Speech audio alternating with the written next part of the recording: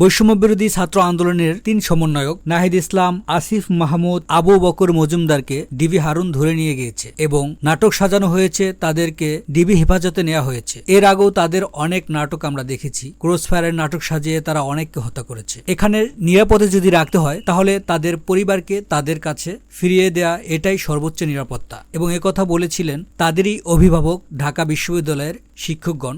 12 জন সম্মানিত শিক্ষকবৃন্দ যে তাদের খোঁজ জানতে চাইলে, অন্তত একটু কথা বলতে চাইলে ডিবি হারুন তাও দেখা করেনি। অথচ ডিবি হারুন হিরো আলমকে নিয়ে তার ভাতের হোটেলে খাইয়েছেন। এগুলো কিসের আলামত? জানি না তাদের কি হয়। এখানে প্রথমে নাহিদ ইসলাম, আসিফ মাহমুদ, আবু বকর মজুমদারকে নিয়ে যাওয়ার পরে সার্জিস আলম এবং হাসনাত আবদুল্লাহ যখন তাদেরকে ছাড়ানোর জন্য আলটিমেটাম দিল, বা যেসব ছাত্র ভাইয়েরা মৃত্যুবরণ করেছে তাদের অধিকারের কথা বলল, তারা যেন বিচার পায় সেই কথা বলল, এবং আহতরা যাতে চিকিৎসা পায় এইসব দাবি যখন তুলল, বা তারা যখন বলল যে মিথ্যা মামলায় ছাত্রদের হয়রানি করা যাবে না, এইসব অধিকার নিয়ে যখন তারা কথা বলল, তখন সার্জিস আলম এবং হাসনাত আবদুল্লাহকেও নিয়ে গেল। এটা কিসের আলামত? আসলে স্বৈরাচারের সর্বোচ্চ পর্যায়ে চলে গেছে এই সরকার। মরণ কামড় দিয়েছে সে। আল্লাহ, তুমি আমার এইসব ভাইদেরকে হেফাজত করো যারা মানুষের অধিকার নিয়ে কথা বলেছেন এবং নির্যাতিত হয়েছেন। আপনারা দেখেছেন নাহিদ ইসলামের গায়ে